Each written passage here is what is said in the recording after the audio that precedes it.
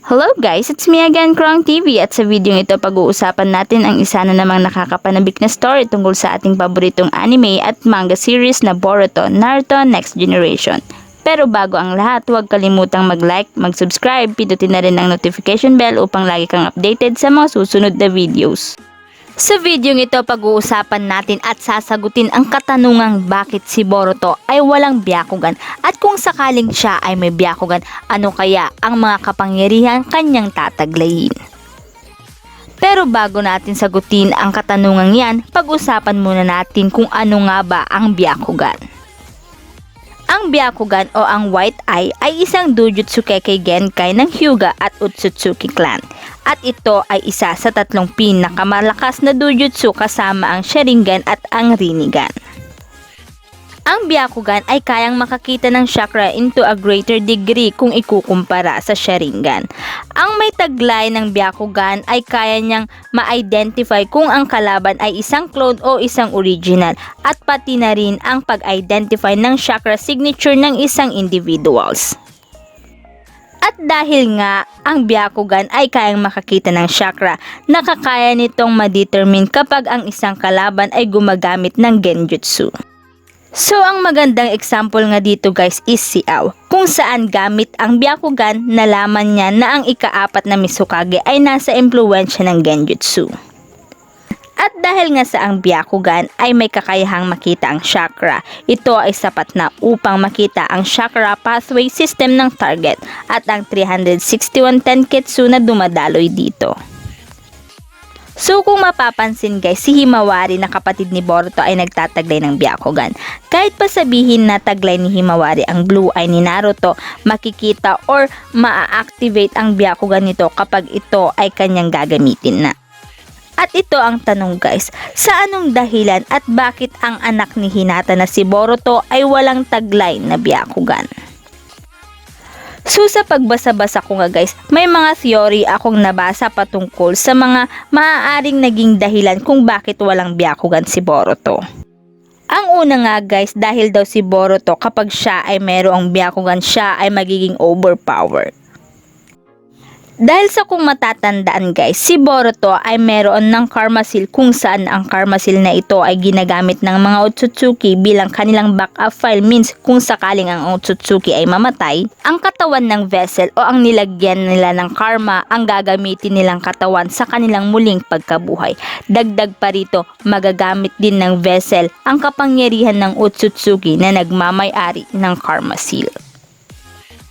At dagdag pa nga, sa mga nagpapalakas kay Boruto ay ang kanyang Jogan, kung saan ang Jogan na ito ay sinasabing nagtataglay ng napakalakas na kapangyarihan. At ang example nga ng kapangyarihan nito ay ang may kakayahin itong makakita ng chakra at invisible barrier.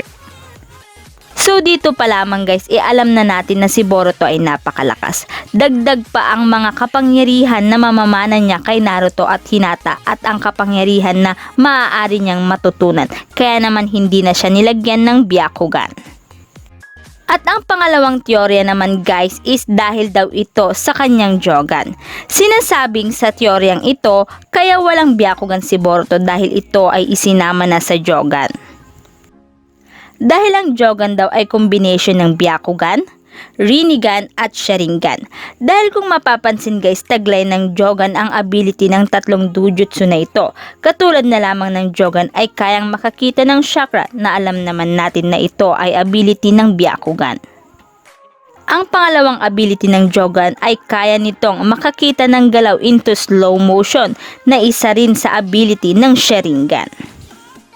At ang ability naman ng Rinnegan na nakakapag-create ng dimension. So sinasabi ngang pinag-isa na nga dyan ang mga Dojutsu na nabanggit ko, kaya daw walang Byakugan si Boruto. At ang pinaka-popular ngang theory, ang Jogan ay isang Byakugan na sinasabing ang Jogan daw na ito ay evolution ng Byakugan, kaya naman hindi na nilagyan ng Byakugan si Boruto. At yan nga guys ang mga teorya na nabasa ko patungkol sa mga dahilan kung bakit wala ngang Byakugan si Boruto. So sa patuloy ko ngang pagbabasa guys, nalaman ko ang tunay na dahilan kung bakit nga walang Byakugan si Boruto, kung saan ay malapit na nga akong naniwala sa tatlong teorya na sinabi ko.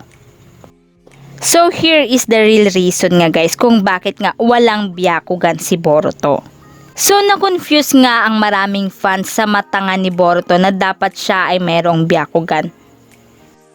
So sa isang interview nga sa author ng Boruto, which is si Kishimoto, ayon nga sa kanya, simple lang ang dahilan kung bakit walang Byakugan si Boruto. Dahil sa ito ay nakalimutan lang niyang lagyan. O diba guys, simple lang ang naging dahilan, nakalimutan lang talaga ni Kishimoto na lagyan ng Byakugan si Boruto. Nakalimutan niya itong ibigay during chapter 700 at ang dahilan kung bakit hindi niya ito inayos dahil ang Boruto movie was too far in development para ito ay ma-accommodate. So dahil nga dito guys ay na-confuse tayong lahat, dapat pala ay mayroong Byakugan si Boruto. So ito nga na naman guys, na-confuse na naman ako, paano kaya kung si Boruto ay mayroong Byakugan? Although ang Jogan ay sinasabing mas advanced at mas makapangyarihan kung ikukumpara sa Byakugan, so sinasabing ang hindi ganun ka-useful ang Byakugan dahil nga sa si Boruto ay meron na ngang Jogan na sinasabing mas malakas pa sa Byakugan. Pero may naisip ako guys na kapangyarihan na maaaring taglayin ni Boruto kung sakaling siya ay nagtataglay ng Byakugan, at ito nga guys ang Tenseigan. Napakalakas ng Tenseigan guys, dahil kung matatandaan sa The Last Naruto the movie, dito ay ipinakilala sa atin ang Tenseigan. Sinasabi nga dito guys na gagamitin nga ni Toneri Otsutsuki ang Tenseigan upang wasakin ang mundo. Ito ay sa pamamagitan ng moon, kung saan ang moon ay ibabangga nga sa mundo upang tuluyan nang mawasak ang mundo.